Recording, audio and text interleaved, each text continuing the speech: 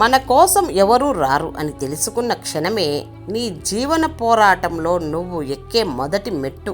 మనిషి జీవితం తెల్ల కాగితం లాంటిది. అందులో మంచి చెడు రెంటిని రాయొచ్చు. మంచి ఉంటే నలుగురు దాచుకుంటారు, చెడు ఉంటే చించి పారేస్తారు. జీవితం అంటే అంతే. మీ చుట్టుపక్కల బంధువులు మీ పెళ్లిని ఎంతగా ఆనందిస్తారో తెలియదు, కానీ మీరు నిరంతరం కొట్టుకొని విడాకులు తీసుకొని విడిపోతే మాత్రం అంతకు మించిన ఆనందాన్ని పొందుతారు. మీ కష్టాలు మీకు ఎలా బ్రతకాలో నేర్పిస్తాయి. ఎవరిని నమ్మాలో ఎవరిని నమ్మకూడదో అర్థమయ్యేలా చేస్తాయి.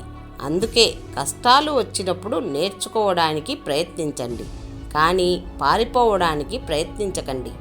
చెడ్డవాడి అరాచకాల కంటే మంచివాడి మౌనమే చాలా ప్రమాదకరం.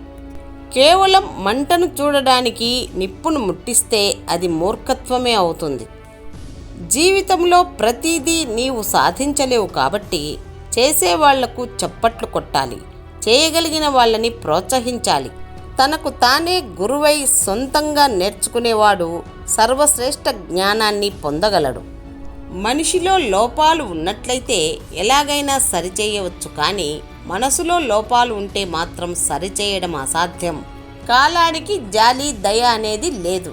కాలం కేవలం విజేతల చరిత్ర మాత్రమే మోసుకొని వెళ్తుంది. ఇక్కడ నువ్వు గెలిచావా ఓడావా అనేదే ముఖ్యం తప్ప మీ ఎమోషన్స్ కాదు.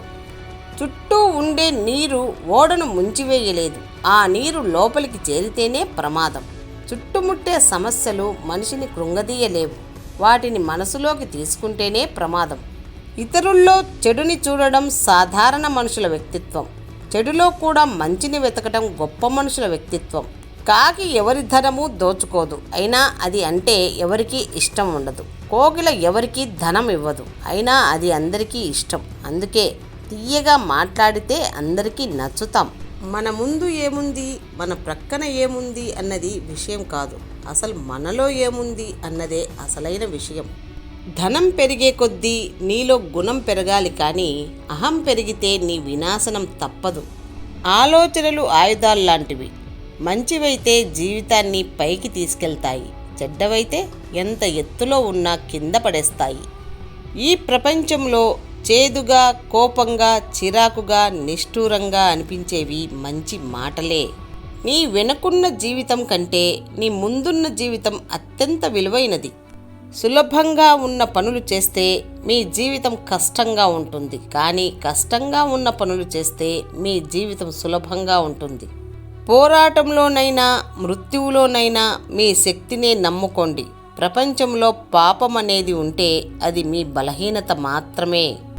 నీటికి ఒక రూపాన్ని ఇవ్వాలి అనుకోవడం ఎంత అవివేకమో, నిలకడలేని స్వభావులకు మంచి చెప్పడం కూడా అవివేకమే. తెగింపే అసలు పెట్టుబడి దేనికైనా. అది లేనివారు ఎక్కడ వేసిన గొంగలి అక్కడే మరి. ఒక్కొక్కసారి సలహాలతో అవసరం ఉండదు, ఎందుకంటే మనకు నిజంగా కావలసినది సాయం చేసే ఒక చెయ్యి, బాధ వినే ఒక చెవి, అర్థం చేసుకునే ఒక హృదయం. ఈ రోజుల్లో మనిషికి సాటి మనిషిని చూడగానే మొదట కలిగేది అసూయ, ఆకర్షణ, అవసరం, అనుమానం, అవకాశం. ఆ తరువాతే మానవత్వం, అభిమానం. నీ చుట్టూ ఎన్ని బంధాలు ఉన్నా అమ్మ అనే బంధం లేకపోతే మాత్రం నువ్వు అందరూ ఉన్నా అనాథవే. డబ్బు మాట్లాడే భాష ఒక్కటే.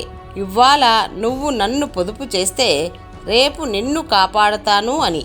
నిన్ను వదిలించుకోవాలని చూసే భార్య ఇలా ప్రవర్తిస్తుంది. 10 మందిలో చులకనగా చూస్తుంది, పరువు పోయేలా ప్రవర్తిస్తుంది, కుటుంబ సభ్యుల ముందు తక్కువ చేసి మాట్లాడుతుంది.